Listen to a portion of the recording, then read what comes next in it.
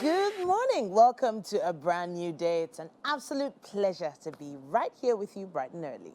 Yes, we hope you had a wonderful night's sleep and ready to kickstart your day with some exciting and informative content. We're definitely thrilled to be your cheerful companions this Wednesday morning. Speaking of cheerful, Right. Someone is all cheery in the kitchen. Yeah, that's the look we're looking for. The cheerful look from Winfrey Agbelishe. How you doing, Winnie?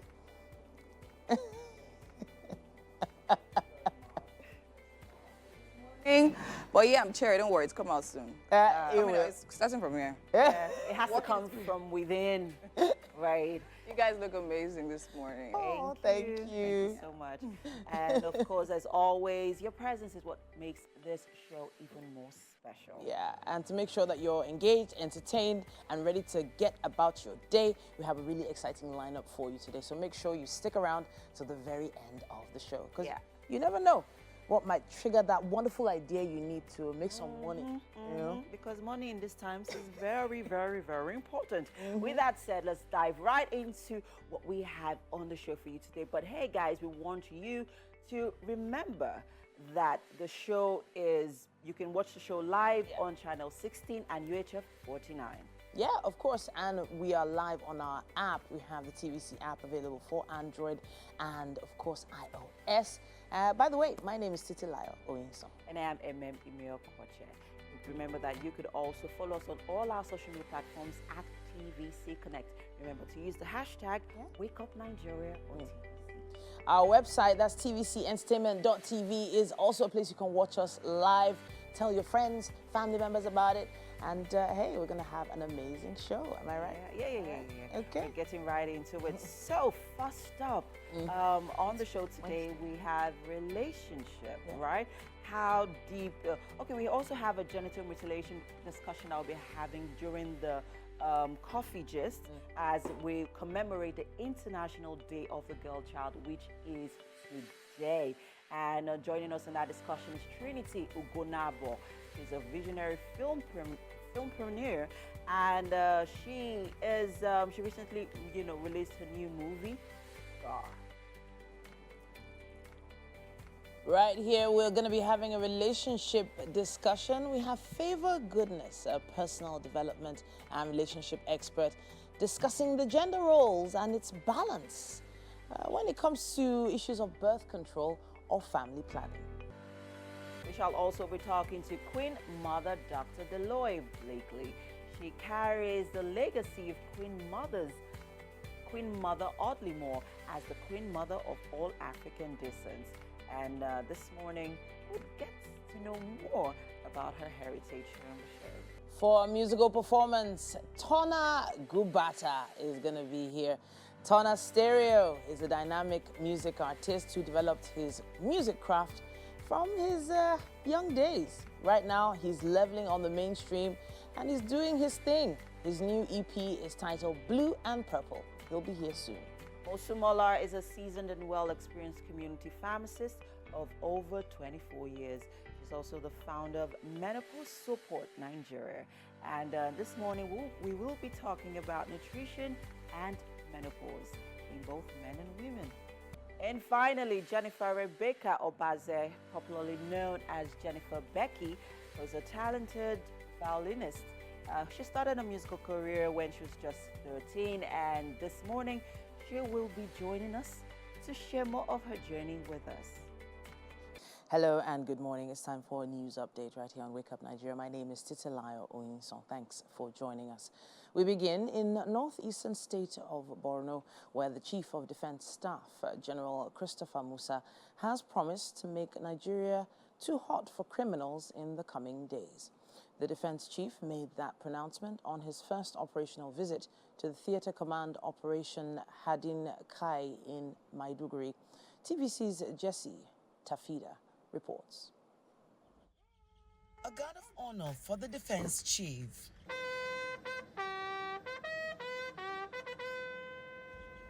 This is his first operational visit to the Theatre Command Operation Hadin Kai.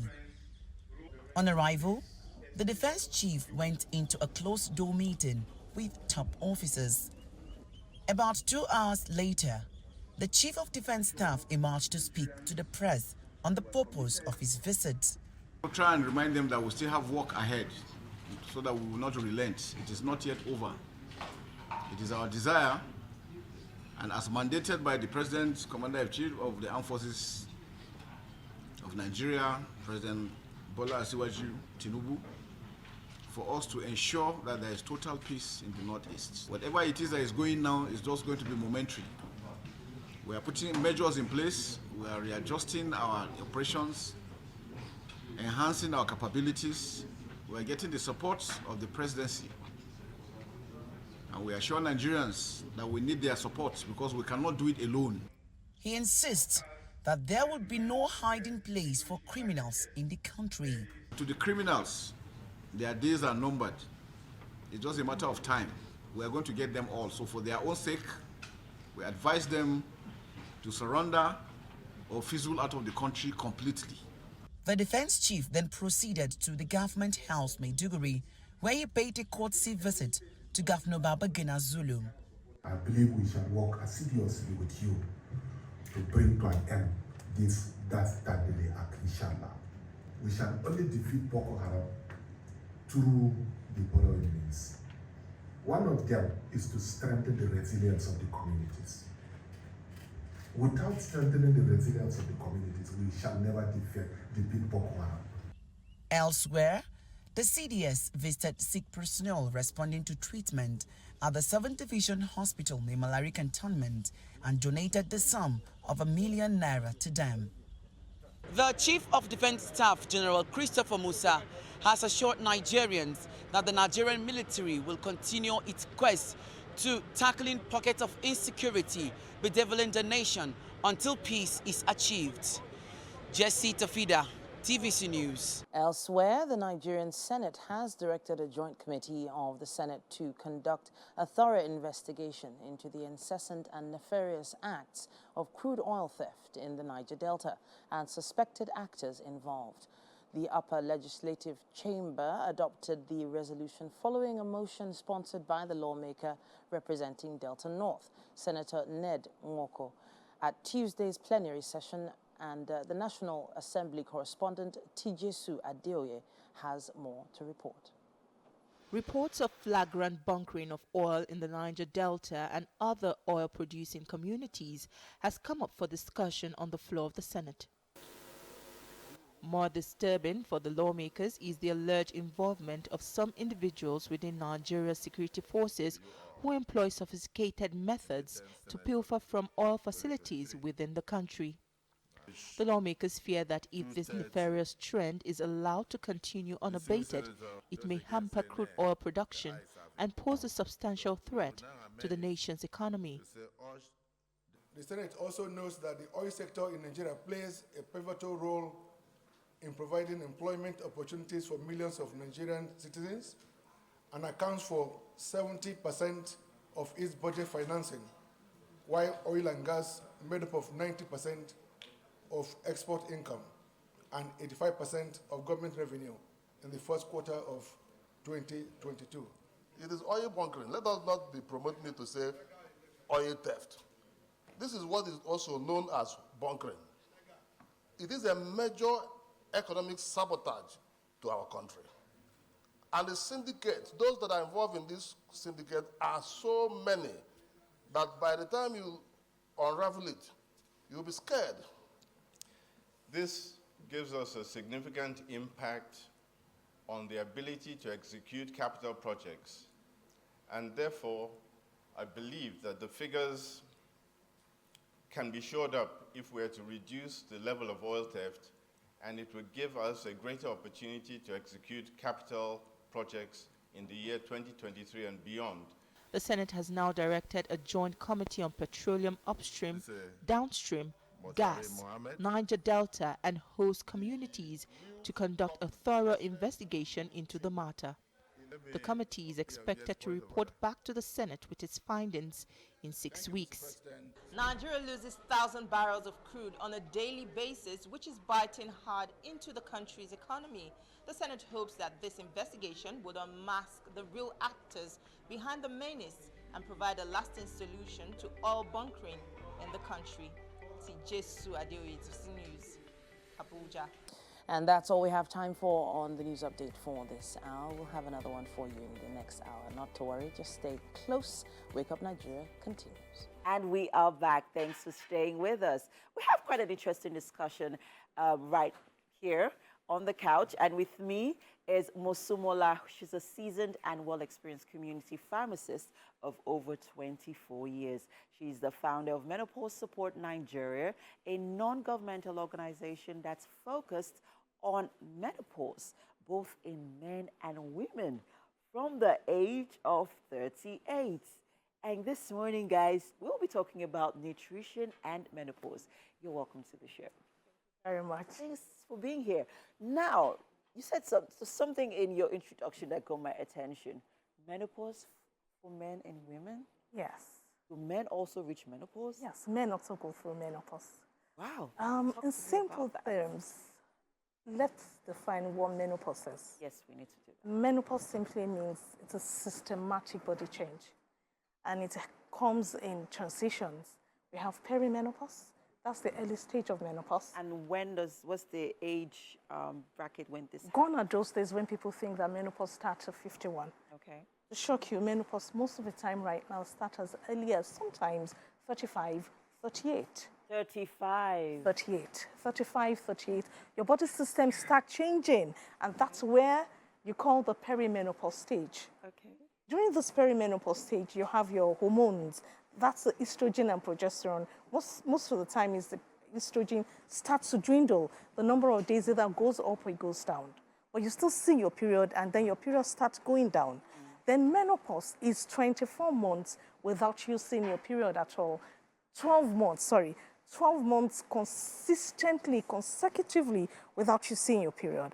And when you don't see your period at all, maybe years after that stage, then you talk about the postmenopause. During this stage, the estrogen level goes down, and it affects every organ of the system. And that is why, and that is where your nutrition comes in. At this stage, estrogen, before you get to this stage, most of the time, all the time, the estrogen is necessary for activating certain minerals in the body system. And once the estrogen level goes down, you have deficiencies of all these nutrients. And that is what gives rise to most of the signs and symptoms. When it affects the bone, it gives rise to osteoporosis. That is the thinning of the bones. Yes. And it affects the vitamin D, calcium, magnesium. What about iron? Iron. Then when it affects the heart, once the estrogen level goes down, it affects the heart. It can give rise to cardiovascular diseases, heart attack. It can give rise to increase in cholesterol level. And that is why we have to talk about nutrition in management of the stages. Now that you have mentioned all of this, I mean, how it affects our heart health and our bone health. Now let's talk about... It affects more than that, every system. Of when it affects the brain, the temperature center, the hypothalamus, that is what gives rise to hot flashes. Okay. And when it affects your skin, you have dry, itchy, scaly skin. When it affects your digestive system, it gives rise to constipation.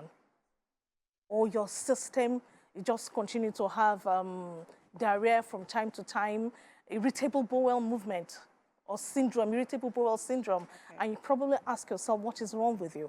And then when it affects the sleep center, you have insomnia. So menopause is a syndrome, collection of many signs and symptoms. And that is why we need to talk about the diet. Now let's talk about managing our, nutrition. Okay. Or managing our menopause with our nutrition. Okay. With our daily diets. Okay. So, what are the things that we need to, or the nutrients, or the foods that we need to, pay attention to, that we need to eat daily to help us, manage our menopause? Okay. The first thing first that we must have in mind is eating a balanced diet. At this stage, some people will say, oh, don't eat eggs. Eggs are found to be very, very nutritious in calcium. So are you talking boiled eggs now or fried eggs? Most of the time, boiled egg. Okay. At this stage, we have to reduce unsaturated fats. Not that they should not be in your diet. They will be in your diet. You need to reduce Or you need to reduce them. And then we have to eat in portions.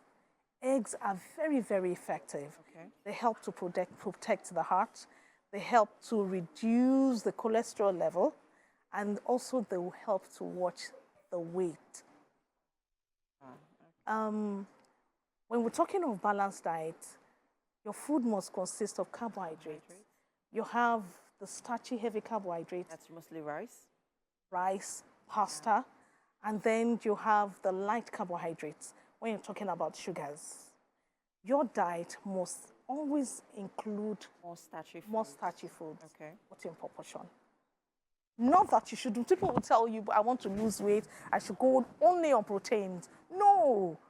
Your food must be balanced. You can have as many as 5, 6 classes of different foods on your plate. If you're taking rice, maybe 2 or 3 spoonfuls of rice. Okay. When you say spoons, is it the teaspoon, the okay, maybe we're talking about the cooking spoon. The cooking spoon. One of that should be okay. Okay. Lots and lots of vegetables, green vegetables, leafy vegetables. In our environment, have found these vegetables to be very effective. Ugu, oziza, or chasi. They are very, very nutritious. They are found to contain calcium, magnesium, iron, vitamin B. So in a nutshell, once you realize that you're reaching the stage of menopause, make sure you have a balanced diet. More starchy foods in, portions, small portions, more veggies, more protein, but make sure the 6 classes of foods are on your plate.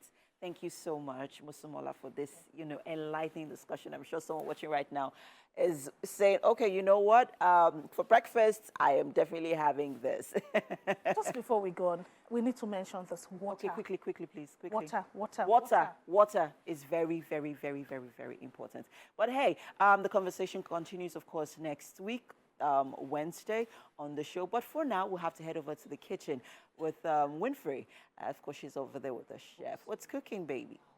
What is actually cooking? I heard you guys talking about eggs being important and very nutritious. Oh, well, amazingly, we have some eggs here. Actually, a lot of eggs here. Hi, good morning, and welcome into the Wake Up Nigeria kitchen.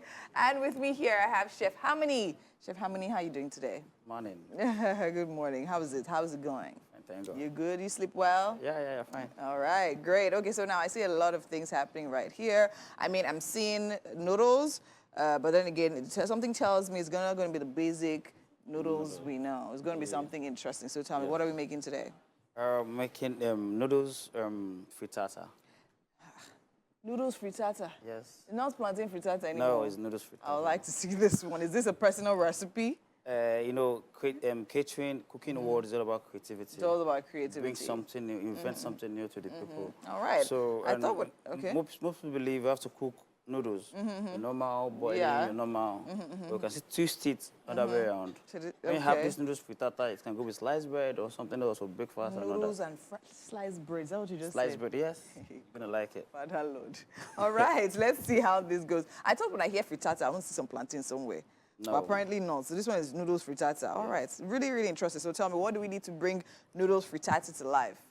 Okay, we need, first of all, our noodles. Of course. Of any product we like. Yeah. Green pepper, we have chicken frank, we have diced carrot, we have a red bell pepper, we have a yellow bell pepper, chopped onions, we add the fillet fish, Okay. we have lettuce to garnish, and we have some eggs, All right. vegetable oil, seasoning, and I have my sesame oil to give it some. Sesame oil, okay, to give it some flavor. Right now, tell me, run me through the process of making noodles frittata. Quickly, tell me, what goes in the pan first? Okay, first and foremost, we need to parboil this. The noodles? The noodles first, Okay. like five to 7 minutes. All right. So after that, we bring it out.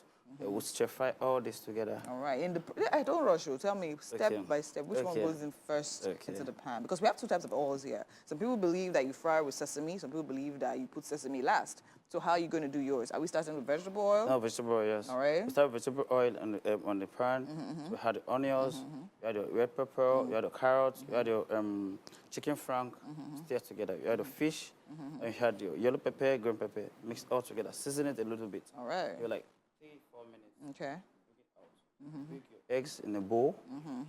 So you already have your noodles parboiled. All right. So you have your noodles poured in the eggs. Mix the eggs together. Okay. So add all the vegetables you stir fry. You do it. You will break the egg. Then we'll put the noodles into the egg. Wow. Now we're gonna add all the vegetables into the egg as well. Oh no, I see where you're going. And then we'll fry the. No, we're not gonna fry. See then. Wow, nice one. It gave us suspense. All right, no problem. All right, so now let's see you actually get into work right now. I love the fact that every other vegetable we need here is all prepped, right? So we just need to go. So now I think our water is also hot. Yes. So the noodles gets into the pan. Yes. Right? Oh yeah, let's go. Let's go. Interesting. You said still then. Yes. I will do you back. Don't worry. Me and you in this kitchen today. Hey, no problem now. You come back and ask for recipe. Don't worry.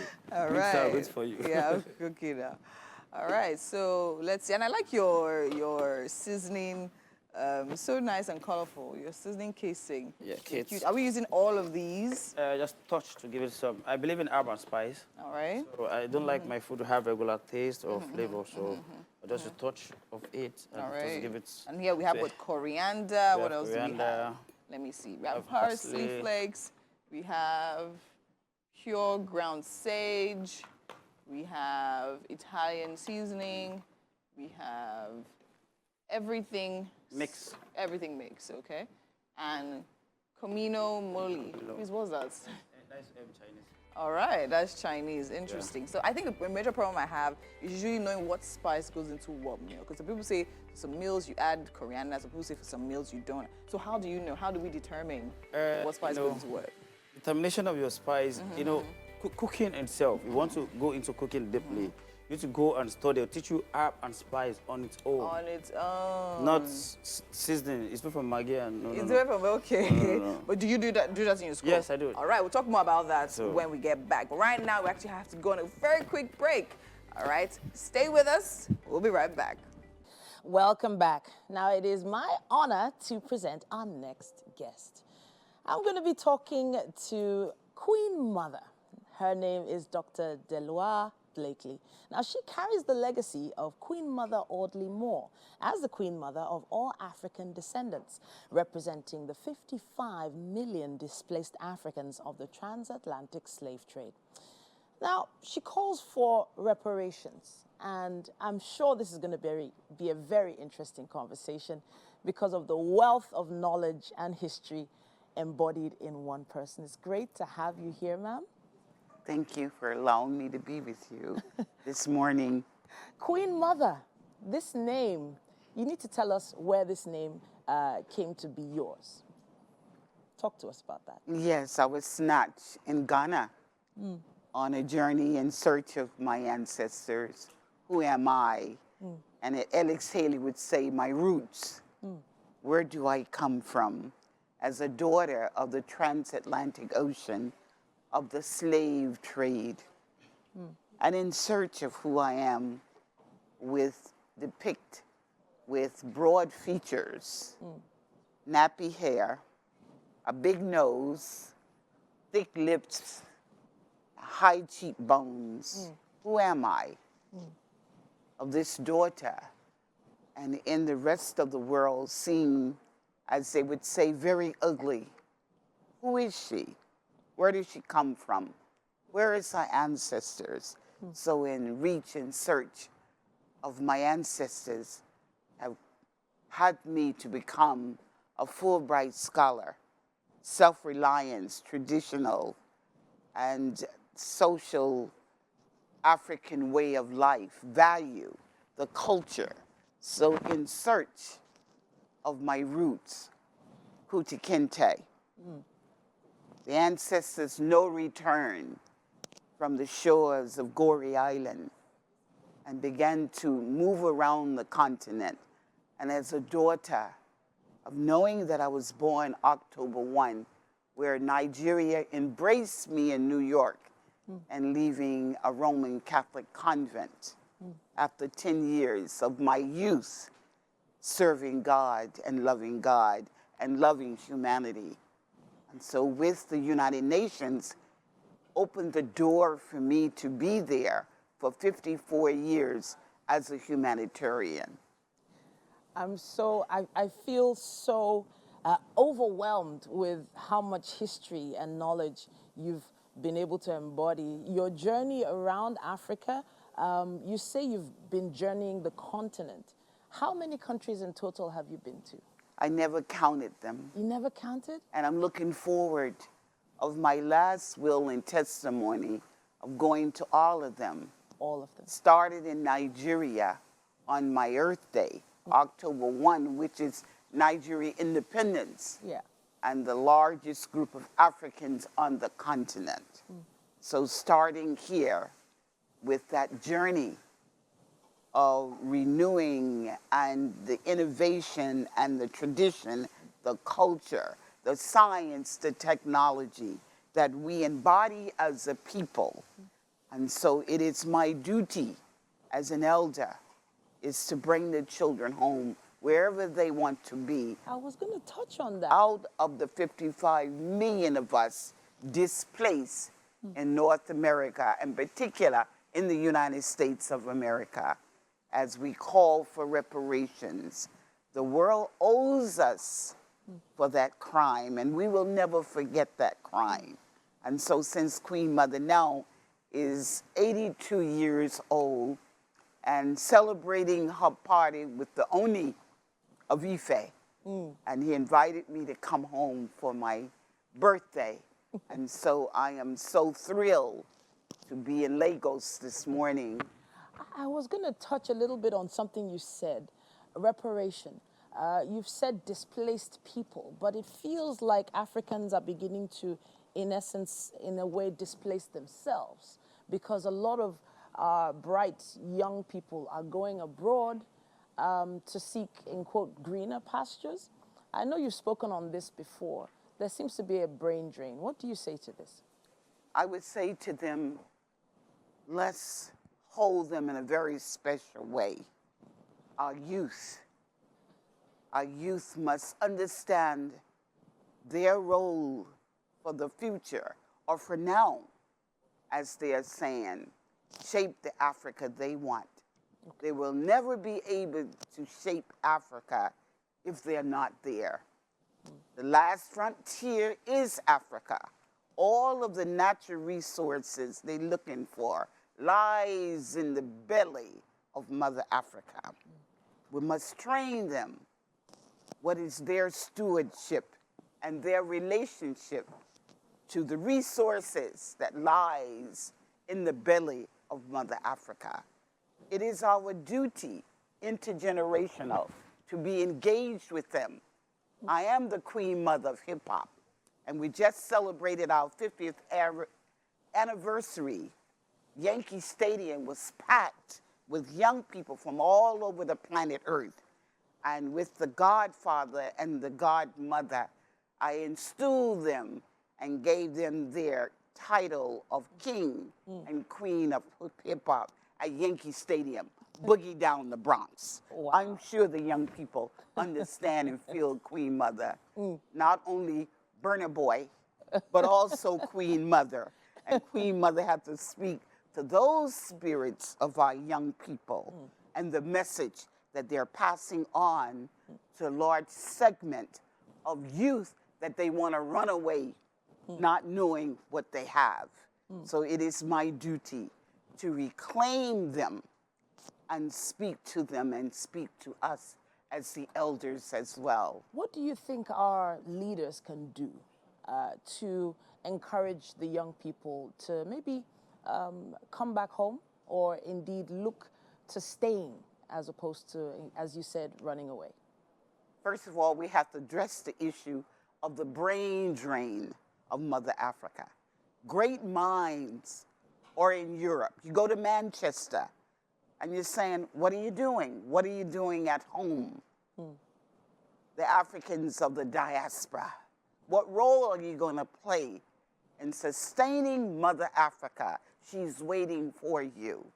And so the brain drain effect must be addressed in the parliamentarians' hand and decision makings. How do you bring the wealth home through the brain drain effect that we are suffering from for the Mother of Africa? The young people must understand that we adore them and love them, and we trust them and their judgment. At the United Nations last year, what did the young people speak about after the pandemic? Quality education. They have spoken for themselves, and they talked about health. They talked about agriculture. How do they feed themselves? In other words, I'm saying to you, they are shaping the Africa they want. Now they're sitting at the table with their debate after 10 years of advocating governments, heads of state, parliamentarians, councils around Africa of the African Union. I'm from the old school, OAU, Babangida, Miriam Babangida. We loved her.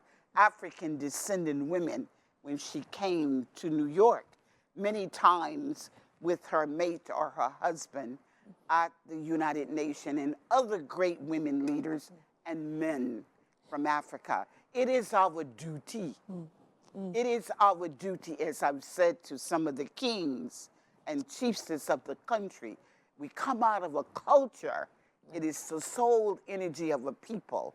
It is our duty at this time to reclaim our young people and sit with them and talk with them and hear them. That's what we need to do. Sit with them, talk with them, hear them. Queen Mother has spoken. Thank you so much for joining us today. I know that there was never going to be enough time to dig even deeper into all you've been able to achieve over the years. And happy birthday in arrears. Thank you. Happy birthday. And of course, your book is, your books are available on Amazon. 5-part autobiography. Goodness me, 5 parts. I don't even know if that's enough. But at this point, I would like to encourage you to maybe look to your young people and have a conversation with them. We must. Queen Mother has spoken. Blessings. Thank you once again. Blessings. All right, Winfrey is on standby. I know she's been listening intently to this conversation, but she's also working really hard with our chef. Definitely, I am very introspective and inspiring and insightful interview there. Thank you so much, Queen Mother. I'm still here with Chef Harmony, and Chef Harmony doesn't waste time. He's literally halfway through. So now tell me, Chef, what is happening in that pan? I'm trying to stir fry my vegetables, Okay. and the chicken frank, All right. and the fish. So we have everything in there, vegetables, bell peppers, onions, carrots, chicken franks, fish, right? Yeah, all inside, sauteed and ready to go. Yeah. So you were doing something before I stopped you. So now tell me, we have our noodles already parboiled, Parboiled. we have our eggs already broken. What are we doing right now? So we're going to mix all together. All right, show me, quickly, show We're me. going to steam. We're going to steam. So not too much oil. Okay. So I'm going to use the same oil. Same oil is basically for dressing, to give your food flavor. All right, so just a little of that. At least okay. So that will move. All right, so what are we doing now? So I heat the vegetables. Give it.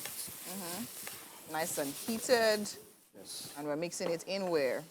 In the egg and noodles. Let's all see that. together, Let's see that. Let's see that. So remove. Remove. Oh. Okay, you're just cutting that up. Just. All right. Because I'm still gonna. I'm gonna add that into the egg. How many eggs do we have there? 8. 8 eggs. Yeah. Wow. 8 eggs. All right. It's a lot of eggs. This meal is for how many people? Like 8 as well. We'll 8 cut as it. well. Cut the slice like rectangular shape. All right. Not- Okay. All So right. So put when it everything inside. is, you're gonna. Okay, I think I have a mental picture of what you're talking about. We're gonna put everything in there. Yeah. All right. That's what I said now. You can You're not fit- for me suspense. Where's the suspense now? Leave that one. Do it. In case you're just joining us, I'm here with Chef Harmony. We're making noodles frittata. Okay, this is definitely the first for me because I'm used to plantain frittata. But then again, we're definitely in there. We have all our vegetables sauteed in the pan, and we have it all mixed up with the egg right here. Like growing up, my mom used to make me have noodles in egg, and I'll tell you, I hated it. Honestly, Mommy, I love you, but I hated it. I never had it. I had all of it. That's the reason why we come about this, because Yes. some people don't really like egg. Yes. Boiled egg or fried Yes. egg or something. Yes. But these would be... But this one you fry it, yes, so more I want to together. believe it to be more palatable. Sure. Because then you boil it with the egg, and it was just. Somehow. When it's cold, you're not even No, like it anymore. you can't. All right. It's fine So now. interesting. So this was a personal recipe, I'm presuming, right? Yes. Okay, and you've tried this before, Very and people well. loved Very it. well, yes. Yes. Okay. All right. I like to see the end result. I'm really, really excited to see the end result. It is the top of the hour. However, we have to go, but I'm hoping we could show them how it's done. Okay, hopefully we'll come back into the kitchen after this next segment. So make sure you stay with us, right? It's 8 a.m. and we'll be right back shortly. Good morning and welcome back. Hopefully you've been having as much fun as we've been having. You've been enjoying the first hour of our show, but the fun doesn't stop here. No, it doesn't. And we are just getting started. So welcome to the exciting second phase of our midweek episode of your Premium Breakfast Show. We're thrilled to be here with you this morning. We're giving you all the energy, all the entertainment that you need to kickstart your day. And we know that you rely on us for that positive vibe, you know? When you're brushing your teeth like this, You're like, oh, wake up, Nigeria. Today, I want to see TT. I can't wait to see TT. Winfrey. And talking about Winfrey, she's right there in the kitchen. And, well, the studio is, Yes, sir. We can smell it. We can smell it's a gug with an aroma. an aroma. He's here. He's hard at work. He's making. Did you see that flip? Yes, sir. All right. It looks really magical. Yes, sir. Making noodles frittata. Noodles frittata. Yes, noodles frittata. And the free is getting Speak tata about this in the over pan. the weekend. So yes, Chef Harmony, we're good, Abby. All right, so we flipped it over. That was actually really quick for the other side to cook. And we have another batch right there in the other pan. We have one more batch in the bowl. So yeah, Frittata. yeah, noodles frittata. This is why I said I want to mix it. Yes, you definitely have to use a non-stick pan Non-stick for pan, this yeah. one. Even though it's going to scatter. No. So that's not No, gonna no. that's not gonna frittata anymore. No, no. It's just gonna be scrambled noodles and egg.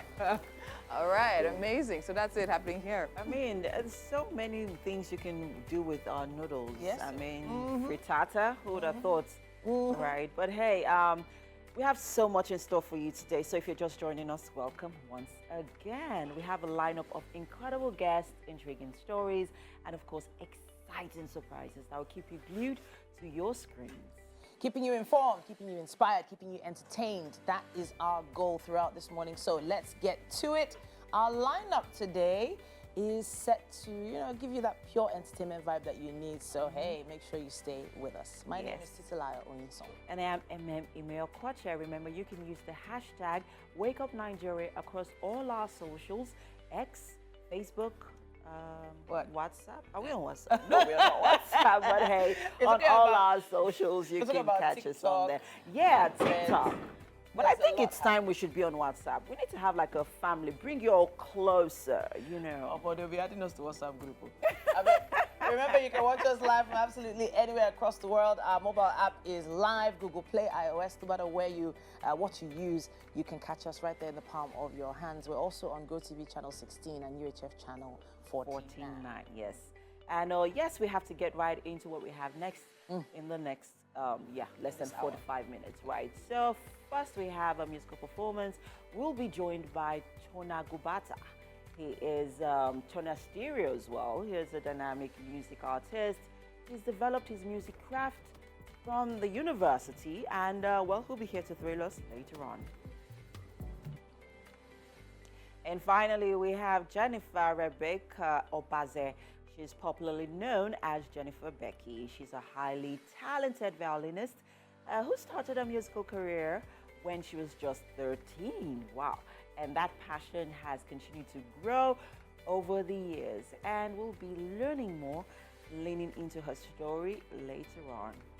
It speaks I've always to wanted to learn how to play the soul. violin. Maybe she can give me some Lessons, yeah. right? But those things are expensive, though. And they're very hard to learn.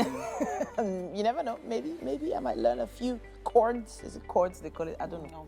Thank you for staying with us. This is the second hour of Wake Up Nigeria this beautiful, beautiful Wednesday morning. And I have with me here a very interesting guest who actually goes by the name Trinity. Hi, Trinity. How you doing? Hello. She's here to talk about her movie, right? And she's not even beating around the bush. She has a shirt literally with it written all over it. So the name of the movie is The Scar. The Scar. So tell me about your journey before you found the scar. Okay, so The Scar is an original story of a producer. I'm a co-producer, Okay. Ella Emefiele. All right. So it's a story about female genital mutilation. So this is a story she came up with and told me about, and I was like, oh wow, this makes a whole lot of sense because there are a lot of movies on female genital mutilation, but this particular movie don't only let us know that, okay, there is female genital mutilation, but now there is a solution. A lot of people do not know that there is a surgery called clitoroplasty. All right. That is like a plastic surgery that is being done to help women get their sensation back. Okay. So this movie does not just entertain, but also educate and enlighten us on female genital mutilation, the effects of FGM, and also a solution. All right, I think that's actually very amazing and very timely, considering the fact that today we celebrate the Day of the Girl Child. And so now you hearing the story and being a part of production, what was it like for you personally now? Have you had any close story, like any story of such close to home? I know someone who is going through a lot when it comes to this because her marriage, particularly, it's been affecting her marriage, right? Oh, wow. So I could relate because we had spoken. She had told me a couple of things. And so as soon as I heard the story, it was easy for me to like key in and understand. Okay, so now what did it take to bring this movie to life? Now, you spoke about the fact of how the movie itself is very educative, right? And then, so what was the research, right, for you personally, going through, preparing for production now? What was the research you had to go through? Now, being a co-producer, selecting the cast, putting the whole team together, what were the specific details you had to be mindful of to be able to translate the script into, like, what it is now as a movie? Okay, so I'm going to give it up to Ella Emefiele. She's actually a registered nurse in the United States. So she did her research and was able to, we're able to, put together one or two things, the cast, the production. Most part of the movie was actually shot in the States. Right? So it wasn't really, there were a couple of challenges, but it wasn't really like challenging because I was dealing with a professional, someone who knew she's in the medical field, the medical line. So, okay. All right, amazing. I think it's actually really good. So now where actually can we actually watch this movie? Presently it is showing in cinemas. Yes, it starts showing in cinemas from the 6th of October. And it's still in the cinema now. Okay, right. Now, so what has been what has been the response so far since it dropped? Because a lot of times, especially you say entertaining, right? We talk about movies, talk about Nollywood, talk about, people think first about entertainment. Now, talk about a movie that carries such a heavy borderline storyline now. What would you say the reception has been so far? So far, so good. People have actually been turning up. People have been going to see. For a movie released on Friday, yes, this weekend, the turn-up has been really impressive. All right. Really impressive. Okay, so now for you going forward, what would you say is your trajectory going forward now? What will you see yourself in the next 5 years, production-wise? In the next 5 years, Trinity is definitely going to be a household name as a producer. Ella MX Production, that's the production for Scar, would actually be like a household name. And also Astra TV, a production I work with, household name. So Trinity as a person would definitely be like that producer you hear, and then you're like, I know this person. All right, so now going forward, when you actually want to select projects to work on, are you specific about these social issues, or do you just do any type of movie production? I do good movies. You do good movies. A good story. That's what is most important. Okay, so now in cast selection now, because a lot of times we see people actually going for the big, especially if like we have a movie with a fat budget now, they go to select cast members that they can sell the movie, right? So now what would you say you prefer? Those type of cast members or talents, raw talents that can easily deliver your message? Honestly, in my opinion, I'm more a talent person. Okay. You know, a character that can give me what I want. It is one thing to have someone on your project, and it's another thing to have someone who understands what they're supposed to do in your project. And I believe that having a good talent would make it easier for you to tell your story. Okay, so in that case, what of sales now? When you talk about sales, that means you have to like double the work, put the project out there. Definitely, you have double the work here, but then again, as a producer, you have a way around it, right? And if it's a good story, it'll probably sell itself. Yeah. Amazing. Thank you so much, Trinity, for being here and talking to us. I wish you all the best with this particular project and wish to see more of your works going forward. You will. All righty, and there you have it. Very interesting interview right there. We still have so much more to come right here. Do not go anywhere. We'll be right back. Cynthia, don't go to the guest room again. Oh, God. Moving on to our relationship segment this morning, we have Favor Goodness. She's a personal development and relationship expert.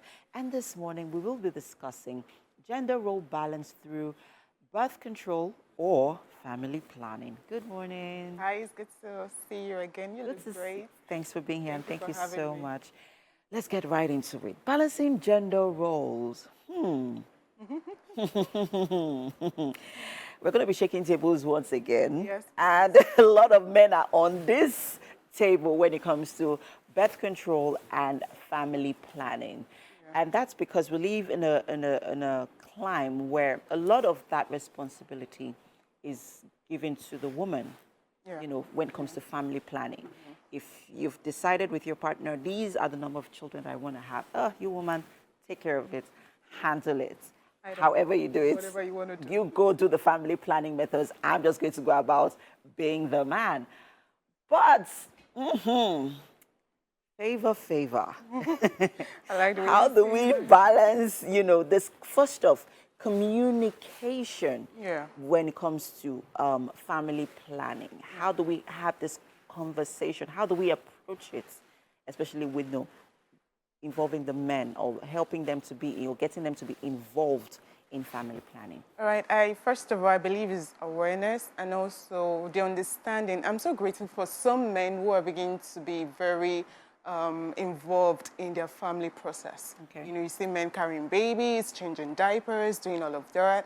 So I believe that that trend should also evolve into childbirth control. So women have always had always carried the magnitude or the weight of having to get pregnant. Because the truth is, if a couple get married, the next thing they'll be asking the woman, are you married? What's going on? If a woman is looking for a child, you see the women going around. Men don't really, most men don't even go around. They don't even check themselves. They believe it's a woman's problem. Yes. Go check your womb, go check your vagina, go check, you know, different things. Yeah. And why should it be women only carrying this cross? So I'm projecting that men should also look into being emotional connected. So, for example, we know there's vasectomy, there's vasectomy as well.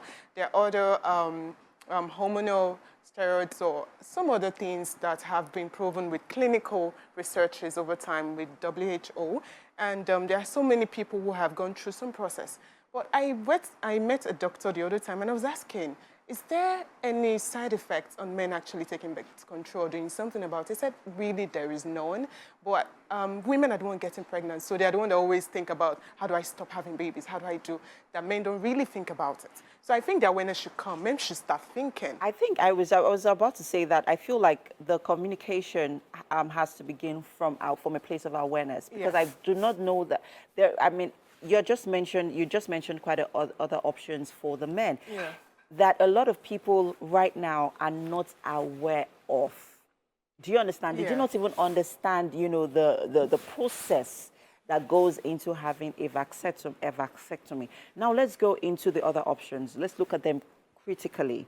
I mean, so from the point of communicating, because that's where there's also that challenge of, okay, husbands, sir, now that we have, you know, decided to put a stop to having babies or having children, we all know that family planning methods for women, most of them have side effects. They do, and women are complaining. Exactly. Because when I had this generally on the road, I went to market and asking women, a lot of women were complaining, said, one woman came out and said, sorry, I've had a lot of side effects. I've bloated, I've changed, my physiology, everything has changed because I'm taking family planning. So men should start, my own is, men should be emotionally involved. They should start saying, what can I do? When can a man just walk into the hospital and say, doctor, I want to have a family planning? Yeah, but I think why should the women be the only one thinking about this thing? I hear you, but now we have to come from a place of communication. How, for example, you're the man in this relationship. How do I communicate to you in a way that you don't get offended, you know, discussing, you know, considering getting a vasectomy or the other family planning methods that are available for men?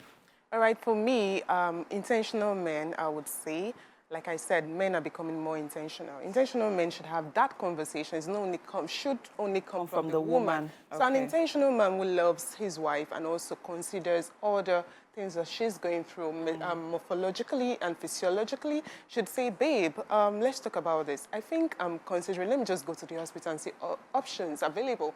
Let me see if there's something I can do, you know, to take this burden off your neck. You have given birth, you've carried the pregnancy, you've done all of that. Can I take this one out? Let me just go to the hospital, see the options available. And they have that discussion. Why should it be the woman always bringing it up? Why can't the men think too and say, okay, let me go and try, let me go and ask, let me go and find out?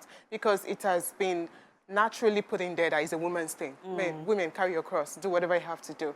But we are in a society where a lot of things are being gender balanced now. Women are taking roles, CEOs, MDs, and doing a whole lot of career stuff. Men are also doing career stuff. Women are doing a lot of things. Men are also doing a lot of things. So they should also start looking at that. Because for the woman, sincerely speaking, it's not easy. Okay. It's not. Now let's talk about some of these male family planning methods. How affordable are they? And regarding this method, do men have to go through the knife for these procedures?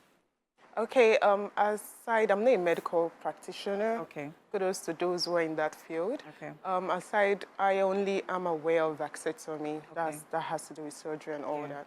But there are other hormonal stuff that the doctor can take them through. And also, there are other options. I've seen men who practice withdrawal during sex. I've seen my own point is all those, whether withdrawal, whether hormonal drugs, whether vasectomy, whatever other options that are available in the medical space, that men should start thinking in that direction of, I want to take this burden, let me see what I can do. Let me be emotionally involved in this. Let me get in there and say, okay, I want to face it headlong. Doctor, what can I do? What are the processes I can take? I want to make sure that my wife is not thinking about this and carrying it as a burden. Alone. Or my partner is not thinking about this and carrying it as a burden alone. I think that involvement. Yeah, I think the education also needs to, regarding, this male family planning methods or options needs to also be discussed during antenatal. Yeah. Yeah, because, I mean, when they talk about family planning, they only talk about how, how this benefits the women. They don't talk about, other options for the men. Yeah. So I think this education needs to begin from there. This awareness has to begin from there and then.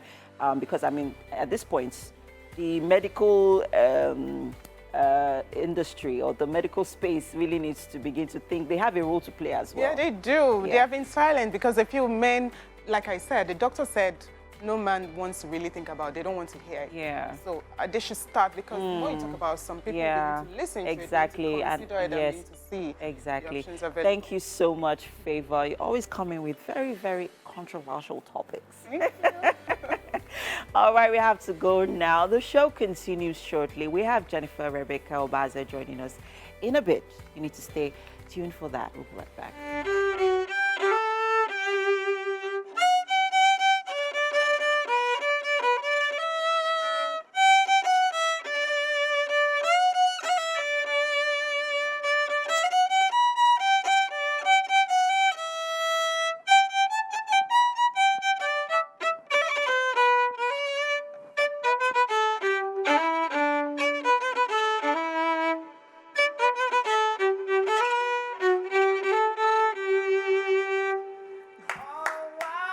Okay. Welcome to the couch, Jennifer Becky. You just heard an exclusive from this highly talented violinist. Now, she started her musical journey when she was just 13, and her passion for the violin has grown ever since. Her career reached new heights when she played a very significant role in the popular Netflix series Bridgerton, alongside Alicia Keys and other notable instrumentalists. She's also performed at the O2 Indigo in London during the Shea Vibes live concert in August this year. It's great to have you with us. Thank you. All right, so who is this? Who did you bring with you? Okay. Tell us. Yeah. Meet Betty. Okay. Yeah, this is Betty. Betty came as a gift, actually, from like one of the people that taught me in my formative years. Okay. Yeah. And Betty is 120 years old. 120 years old. Yeah. It's a French-made violin, DTL. Wow. This is this violin has seen things. Yeah, 120 years old. Wow. Okay, so Yeah. you are holding Betty very delicately there, Yep. and rightly so. That is a relic, I can call it right now. Yeah. But I have to say, your journey, with music and the violin, it began here in Nigeria, but you've hit the international stage. It couldn't have been easy. Yeah. Let us in on how that began. Right. So, yeah, my journey began here. Apparently, I started learning from the church. Okay. Right, yeah. And to be honest, my relationship with violin wasn't love at first sight. I think it was love at first trial. Okay. Yeah, because my mom wanted me to learn. So my sister and I would go to church, and I would sneak out and go and play. I wouldn't I wasn't staying for the lessons at all. It was just my sister, So one time my mom came and was like, okay, she wants to get us our personal violins. So she wanted to see how far we had gone, and then it dawned on me that, you have to sit up now because mom will soon know. So that was when I decided to start learning. Yes, then I started going for the classes. And from the very first trial, I just really loved it. I just felt like, okay, I think this is this is the right instrument for me to learn. Although I didn't think I was going to be doing music fully at that time. I can imagine. Yeah. I can only imagine. I was thinking I was probably going to do science. I have to, do a hop, skip, and jump now, because that was when you were a child, essentially. Yeah. And then you appeared on the international stage. Yeah. How did you get involved with the team at Bridgerton? Right. Okay. So I had a project in London. Okay. I had gone to London a couple of times. So I had a project, and I was literally there when they needed, they were searching for women of color that played the violin. They particularly wanted Africans. Okay. So, because we went through a rigorous audition process, and yeah, they picked the ladies they wanted first, and it was a very, very, it was really amazing, to be honest. And yeah, so it was a project for women of color. Yeah. And it was also the anniversary of Alicia Keys' If I Ain't Got You. So it was like a 2-in-1 kind of project thereabouts. So that's powerful, because at some point, I think you were about 70 violinists at a go. Yeah. And then they picked 4 for something. What was it they picked 4 Oh, yeah. So we're not just violinists. Yeah. So we're over 70 instrumentalists. We had women playing harps, trombone, tuba, double bass, the very giant one. Yeah. Yeah. So after the major project, so we had media rounds, the United Kingdom, and they wanted just 4 violinists. Wow. A quartet actually. So that's 2 violins, 1 violist, and 1 cellist. And I was one of the 4 violinists. Yeah. Wow. And then so the final project was we rounded it up with a performance at a place called Convent Garden in London. And we were about 25 instrumentalists thereabouts, and I was there as well. So I have to say, I understand how old and expensive this violin is. Yeah. For those that are probably, paying music classes for their kids right now, can you give a perspective of how much money you paid from a project like that? To give, parents out there a perspective, it's a good investment. Okay. This is selling me out, but okay. So Each project, I mean, I'm just gonna give you like an estimate. So I mean, maybe about 1.5 to 3,000 thereabouts. Wow. In pounds. Wow. Whoa. So I think this is because of the unique skill that's needed to handle an instrument like this. Yeah. Right? Now, what's the first rule of handling a violin? What is it you're supposed to do and not do? Can you give me like a crash course in what to do with a violin? All right.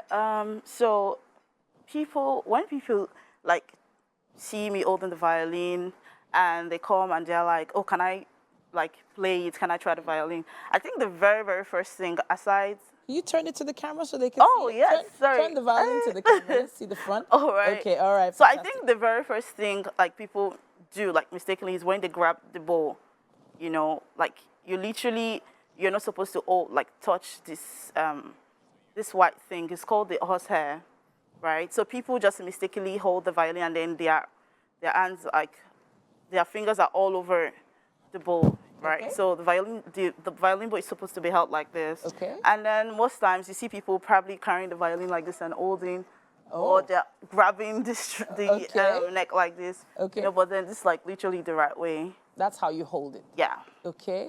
Yeah. So I've always wondered if you get cramps whenever you're holding a violin. To be honest, to be fair, when I first started the violin, in fact, I had there were many times when I'm like, you again, no. I don't want, because yeah, it gets really tiring when you're playing like this. But I feel like with time you just get really used to it. Okay. Because when I'm playing, I don't feel anything anymore. Yeah. Although there's this signature. I call it a signature because when you see like a violinist, sometimes I meet musicians and I can tell if they're violinists. Oh. So yeah. So what is it? A mark? Is it a scar? God bless you. Yeah. It's a mark. Yeah. So there's always like a mark, like a scar. Yeah. Like that. Like most violinists. Yeah. You just see like a very black shade here that most violinists have. Like then you know that okay, this person has probably played for years. Like, but I mean, there are professionals that don't have it. Yeah, because some people, when they play, some people probably put like a napkin here or something. Okay. But for how long do you want to do that? Like for years? Come on, no. You know, so yeah. So if, for instance, you want to learn violin as an adult, do you think it's an easy process, or do you think it's better for you to start young? Good question. If I had my way, I would have started way younger than I started. Okay. But to be honest, I don't think it's like ever too late to start playing an instrument, right? But the truth is, violin is one of the most difficult instruments, if not the most difficult instrument, actually. Wow. Because I know if you Google like top 5 most difficult instrument to learn, if violin is not number 1, it's definitely number 2. I promise. Wow. Yeah. So it's actually really difficult, and it's different from the guitar because there are no frets. So you have to know where to place your hand and when. You know, one little what's it called? Placement. Yeah, can just send your music off guard. Okay. So yeah. So I'm wondering about the violin in Africa now. Yeah. You just played a song that's essentially high life. Yeah. Right? And it sounded really nice. But it's something that's just really coming into the African music scene. It's not really been so strong. Why do you think that is? And what do you think we can do to address that? Right. To be honest, I think this has always been like a challenge for instrumentalists. And I've always said it that instrumentalists are not, should I say appreciated or respected? Let me say both. Okay. In Nigeria. Yeah. They are not, because like they respect artists more than instrumentalists. Like that's the musicians, the ones that went to school, like study music.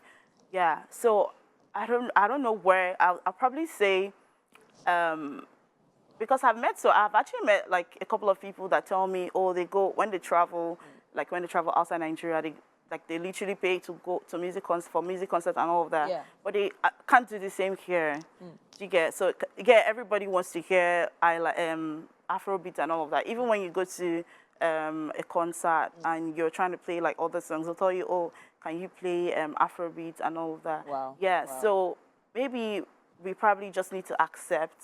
You know, we need to. All right. Yeah, like we need to evolve. I think evolving is definitely important, and I think you've already started doing a little bit of high life with the violin. I know a lot of artists are also involving live violin and other instruments Yeah. into their music as well. But I honestly wish we had more time to continue the all right. conversation.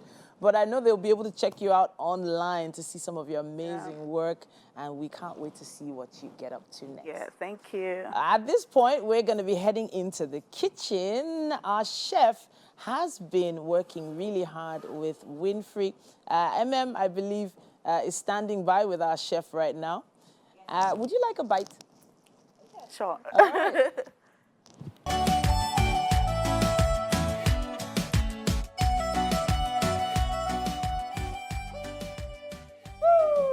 Love it. Beautiful, Love it. beautiful.